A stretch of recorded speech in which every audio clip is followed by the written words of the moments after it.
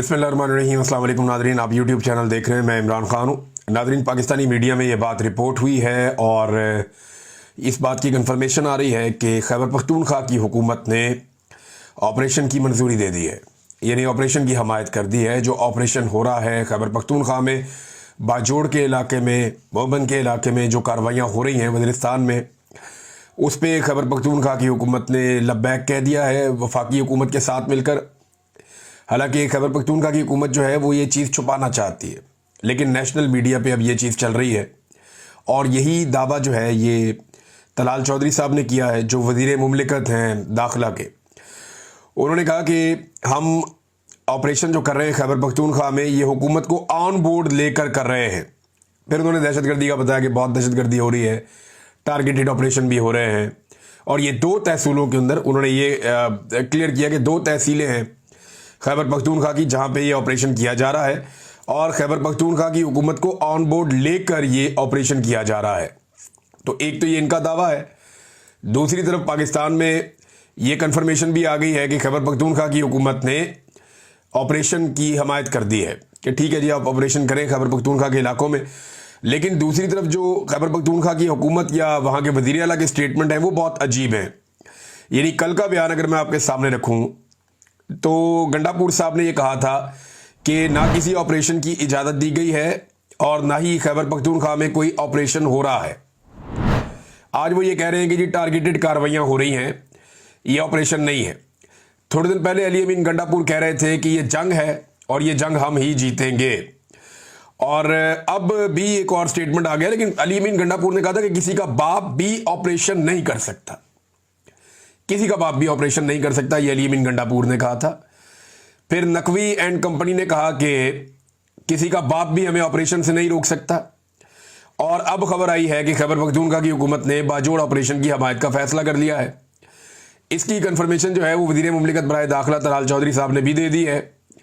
और गंडापुर साहब जो हैं वो मुंह से तो कहते हैं कि मैं किसी ऑपरेशन का हमायती नहीं हूं, लेकिन प्रैक्टिकली वो कर्फ्यू भी लगाते हैं, वो वहां पे नकल मकानी भी करवाते हैं। जो लोग नकल मकानी कर गए ऑपरेशन की वजह से, यानी टारगेटेड ऑपरेशन तो ये होता है ना कि एक गली में ऑपरेशन है या एक इलाके में छोटे से एरिया में ऑपरेशन है, तो वहां से नकल मकानी तो नहीं होती। अब जितने बड़े पैमाने पर नकल मकानी हो रही है, ये तो किसी बड़े मिलिट्री ऑपरेशन में ही होती है। फिर वो कहते हैं कि हर खानदान को हम 50,000 रुपया भी देंगे। यानी डिनाइल में रहकर अली अमीन गंडापुर क्या कौम को बेवकूफ़ बना सकते हैं? लोगों को बेवकूफ़ बनाएंगे, कल को लोग आपको वोट ही नहीं डालेंगे, लोग आपकी शक्ल भी नहीं देखना चाहेंगे कि जनाब ये तो हमें बेवकूफ़ बनाता था। नवाज शरीफ ने यही किया ना, बेड़ा गर्क हो गया। बाकी लोगों ने भी ये किया जिनका बेड़ा गर्क हो गया सियासत में, क्योंकि लोग पाकिस्तान के इतने भोले नहीं है कि आप उन्हें कहेंगे ऑपरेशन नहीं हो रहा और साथ साथ आप ऑपरेशन करते भी चले जाएंगे। बहरहाल वहां पे ऑपरेशन हो रहा है और सूबाई हुकूमत की मर्जी से हो रहा है। अब नाजरीन आप ये देखें कि बाजोड़ के जो मनाजिर आ रहे हैं वो इंतहाई दर्दनाक हैं, बहुत ही तकलीफ दे मनाजिर हैं जो बाजोड़ से और ऑपरेशन ज़दा इलाकों से निकलने वाले लोगों के जो मनाजिर हैं वो बड़े खौफनाक हैं। गुल ज़फ़र खान साहब ने बच्चों की लाशें शेयर की हैं अपने एक्स अकाउंट के ऊपर। उन्होंने पोस्ट करते हुए लिखा कि ये है रियासत पाकिस्तान का टारगेटेड ऑपरेशन। यानी गंडापुर कह रहे हैं कि टारगेटेड ऑपरेशन है और टारगेटेड ऑपरेशन की हमायत कर रहे हैं, जबकि गुल ज़फ़र ये कह रहे हैं कि ये है रियासत पाकिस्तान का टारगेटेड ऑपरेशन। मेरे बाजोड़ के 2 बच्चे और इनकी मां कल तोप के गोले से शहीद हो चुके हैं। फिर यहां पे जो है वो ज़ुबैर अली खान साहब ने एक ट्वीट शेयर की है और वो ये बताते हैं कि जो लोग बाजोड़ में शहीद हुए माटर गोला गिरने से, इन 3 अफराद को दफनाने के बजाय अवाम ने इनकार कर दिया और एहतजाजन लाशों को मामूद बादशियाह रवाना करके एहतजाज करने का ऐलान किया। अब ये कोलेटरल डैमेज या सिविलियन की जो शहादतें हैं वो भी हो रही हैं।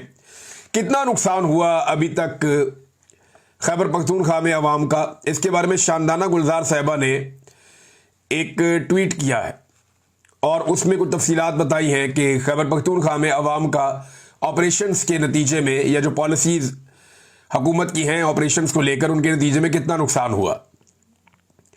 पख्तून नस्ल कुशी वो लिखती है 9,237 बड़े धमाके किए गए खैबर पख्तूनख्वा में डालड़ी जंग में 76,584 पश्तून शहीद हो गए।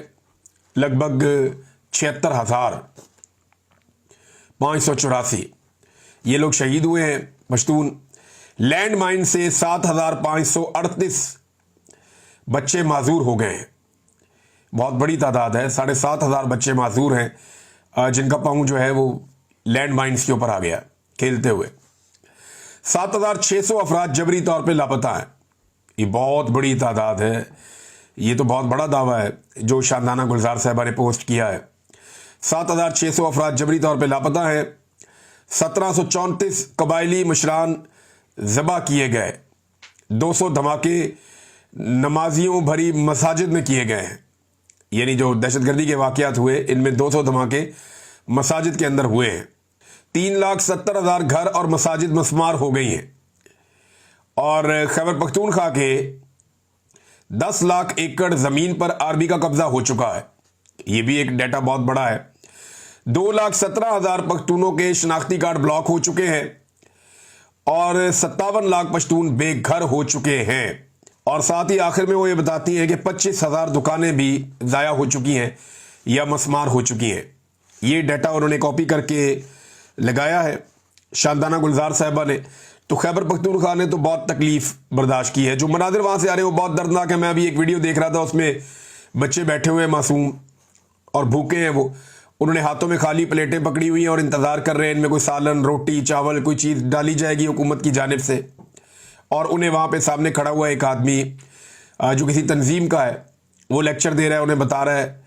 तो ये बच्चों की भूख है और भूखे शख्स को लेक्चर देना ये तो बड़ा आसान होता है। इन्हें खाना चाहिए और सूबाई हुकूमत ने कोई इज़्ज़तदार तरीका नहीं अपनाया इन्हें खाना खिलाने का। यानी बच्चे इतनी तकलीफ़ में हैं लेकिन किसी के कानों पे जूं तक नहीं रेंगती, किसी को कोई परेशानी नहीं होती। हालांकि इमरान खान साहब ने कहा था कि ऑपरेशन से नफरत जन्म लेती है। जब ऑपरेशन होता है तो उससे दहशतगर्दी बढ़ती है, कम नहीं होती।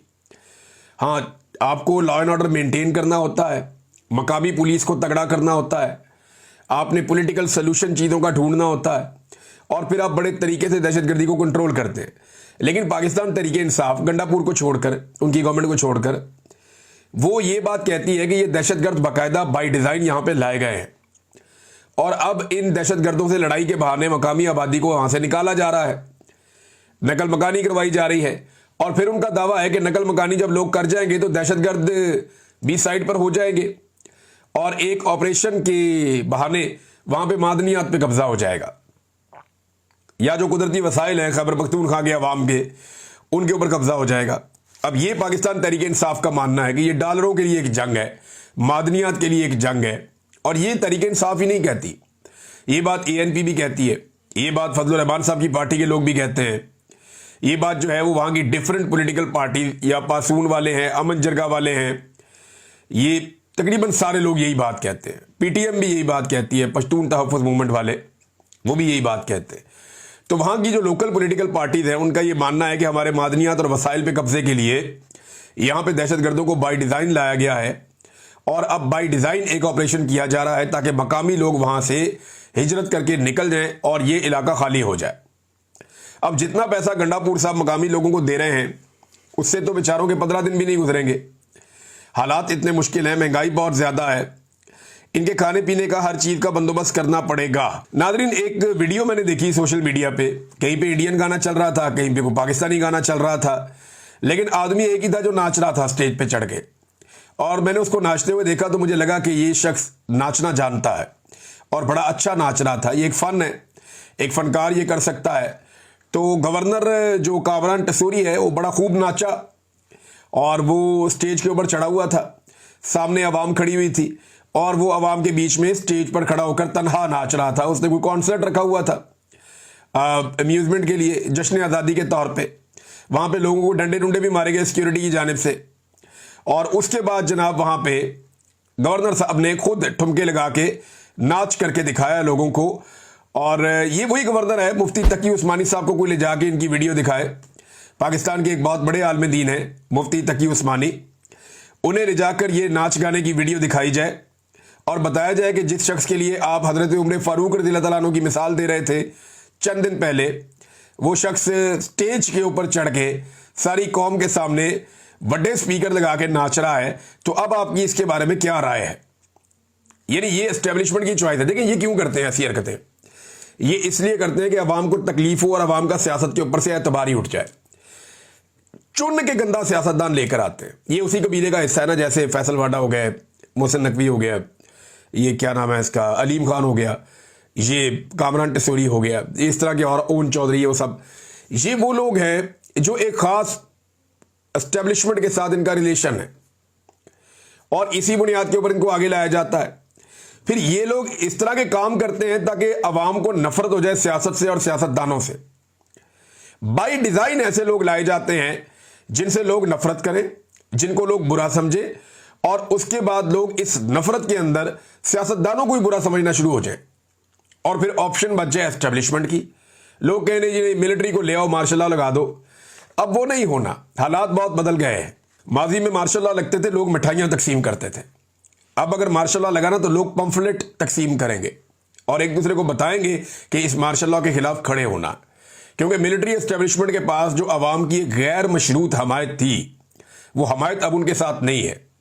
और इस तरह के कार्टूनों को मुतारिफ करवाकर, उनको नाचता हुआ दिखाकर और इस किस्म की हरकतें करवाकर, यानी बाजोड़ में खून बह रहा है। पाकिस्तान में ऑपरेशन चल रहा है, दहशतगर्दी कंट्रोल नहीं हो पा रही, पूरा बलूचिस्तान बंद पड़ा हुआ है, ज़ायरीन जो हैं उन्हें उनके रास्ते बंद कर दिए गए हैं कि वो अपनी ज़ियारतों पे नहीं जा सकते।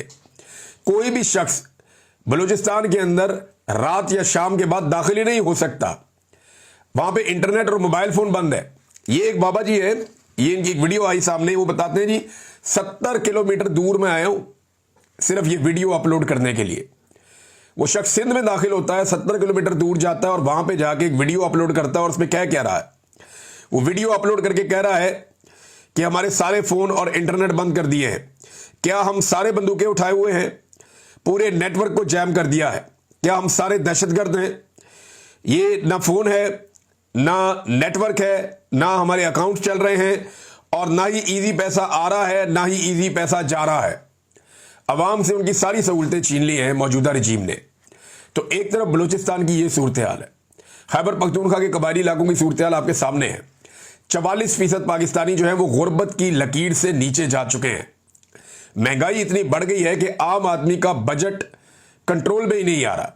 बेरोजगारी की शरह बढ़ती चली जा रही है और गवर्नर सिंध जो है, जो एस्टेब्लिशमेंट का फेवरेट आदमी है, वो लाइफ एंजॉय कर रहा है। कभी वो मोटरसाइकिलें लेके निकल जाता है, कभी वो स्टेज पे चढ़ के नाचना शुरू कर देता है, कभी वो खाने पकाने की वीडियोस लगा रहा होता है, कभी वो मौलवियों को बैठा के अपनी तारीफें करवा लेता है। तो ये मुफ्ती तकी उस्मानी साहब को तो मेहरबानी करके कोई ये वीडियो दिखाए, और जब उन्हें वीडियो दिखाए तो उनकी वीडियो बनाए भी और उनसे पूछे कि जनाब आपने इसकी हजरत उमर फारूक रज़ी अल्लाह ताला अन्हु वाली मिसाल दी थी, तो क्या आपको अभी भी लगता है कि स्टेज पे चढ़ के नाचने वाला ये शख्स जो है, और उस वक्त जब कौम इतनी मुश्किल में है, यानी आपने सेलिब्रेशन करनी है तो उसका भी एक तरीका होता है ना, आप सेलिब्रेट करें, आप पाकिस्तान जिंदाबाद बोले, आप पुरवकार तरीके से चीजें कर सकते हैं। लेकिन क्या आज पाकिस्तान वैसा है जिस तरह की आप सेलिब्रेशन कर रहे हैं?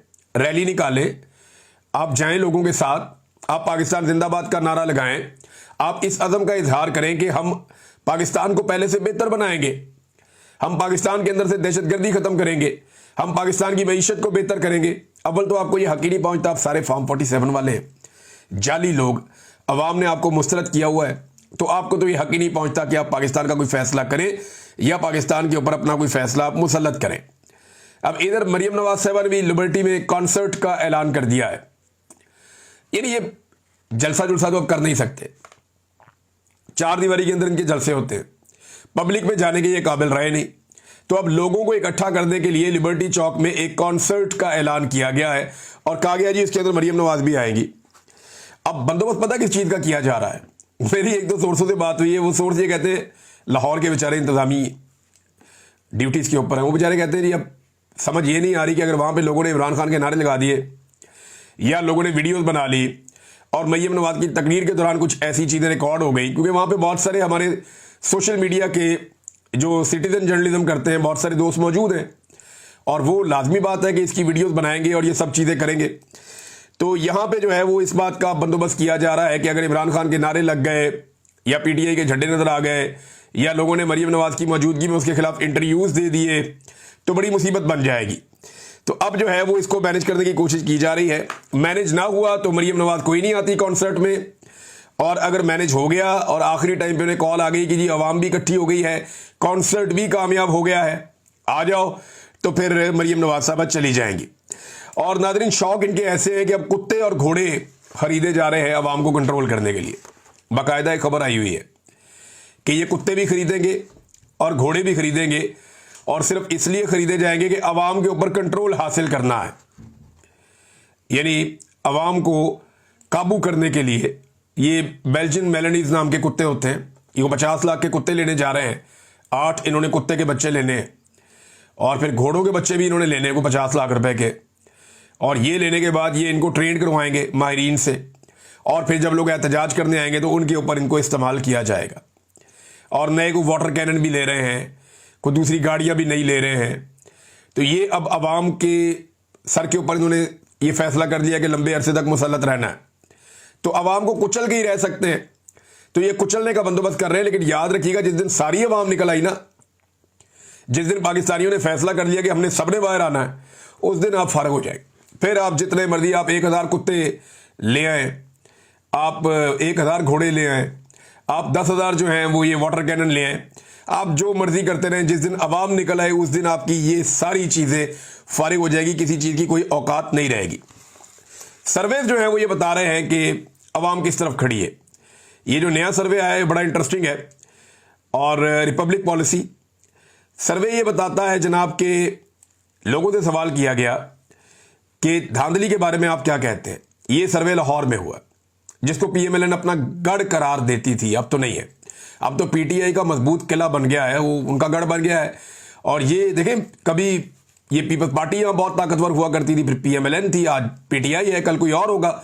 लेकिन PMLN ने अपने पाँव पे कुल्हाड़ा खुद मारा। ये जनाब लोगों से राय मांगी गई कि आप ये बताएं कि रिगिंग हुई है या नहीं हुई, धांधली के हवाले से आपकी राय क्या है। तो 87%, 87% शहरियों ने ये राय दी है सर्वे के मुताबिक कि हाँ जी बिल्कुल धांधली हुई है। और 5% शहरी सिर्फ ऐसे हैं जिन्होंने कहा नहीं जी धांधली नहीं हुई। यानी सिर्फ 5% लोग ऐसे हैं जो समझते हैं कि मरीम नवाज इलेक्शन जीती, शहबाज शरीफ इलेक्शन जीता, नवाज शरीफ और हमजा नवाज इलेक्शन जीते हैं। सिर्फ 5% लोग, या याद सादिक इलेक्शन जीता, 5% लोग सिर्फ ये मानते हैं कि ये इलेक्शन ये लोग जीते हैं और धांधली नहीं हुई। 87% लोग ये मानते हैं कि धांधली हुई है और ये लोग इलेक्शन नहीं जीते हैं। जबकि 8% लोग ऐसे हैं जो कहते हैं कि हमें इसके बारे में कोई इल्म नहीं है, हम इसके बारे में कुछ नहीं जानते। तो नादरीन, ये है टोटल सूरत हाल। सर्वे मैंने आपके सामने रख दिया। अब आपको मैं सिर्फ एक इमरान खान साहब के ट्वीट का एक हिस्सा पढ़ के सुना देता हूं, और ये मैं आपको इसलिए सुना रहा हूं कि बहुत सारे लोग बहुत सारी बातें कर रहे हैं कि पता नहीं एहतजाज हो रहा है या लोगों ने निकलना किस लिए है या जश्न हो रहा है। एक्चुअली क्या हो रहा है ये मैं आपको एक ट्वीट पढ़ के सुना देता हूं, ये आप सुन लीजिए। इमरान खान साहब के ट्वीट का एक पैराग्राफ था जो आखिरी ट्वीट उन्होंने किया, जिसमें उन्होंने तारीफ की सारे पाकिस्तान की निकलने पर 5 अगस्त को। उन्होंने कहा कि हमारी तहरीक का अगला अहम दिन 14 अगस्त है। यह वो दिन है जब हमारे आबाओ अजदाद ने कुर्बानियां देकर अंग्रेजों से तो आजादी हासिल कर ली थी, लेकिन कौम आज तक हकीकी आजादी से महरूम है। इस मुल्क में जब तक आइन और कानून की बहाली नहीं होगी आजादी नहीं मिलेगी।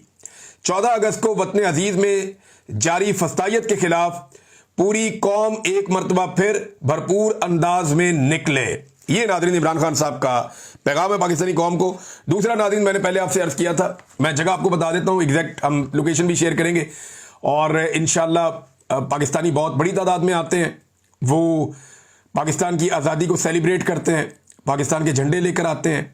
14 अगस्त हमारे लिए एक बड़ा ही तारीखी दिन है, और मैं अपने बहुत सारे साथियों के साथ, बहुत सारे दोस्त हैं, साबिर शाकिर साहब भी हैं और भी दोस्त हैं, हम सब विंसलो पे जाएंगे वहाँ पे, क्योंकि साबिर शाकिर साहब गुज़िश्ता 2-3 साल से उन्होंने बड़ा मुश्किल टाइम यहाँ पे देखा, बाकी सहाफ़ियों ने भी देखा। तो मैंने उनसे कहा कि निकलो, आज़ादी का दिन है, हम सब चलते हैं, चल के जो है वो पाकिस्तान का परचम उठाते हैं, पाकिस्तान जिंदाबाद का नारा लगाते हैं, इस अज़म के साथ कि हमारा पाकिस्तान पहले से बेहतर होगा। तो विंसलो का इलाका है, और ये 8 बजे के बाद हम लोग सब इकट्ठे होंगे। लोकेशन क्या होगी ये भी हम शेयर कर देंगे, लेकिन ये रात 8 बजे के बाद हम लोग सारे वहाँ पे होंगे और ये एरिया है विंसलो का और 14 अगस्त की रात इंशाल्लाह मैनचेस्टर में। तो आप सब लोग जो यहाँ आसपास मौजूद हैं, आप सबसे दरख्वास्त है कि आप लोग आइए और पाकिस्तान की आज़ादी के मौके के ऊपर एक अज़म का इजहार कीजिए। अब तक के लिए इतने, अपना ख्याल रखिएगा, अपने इस चैनल का भी। अल्लाह हाफ़िज़।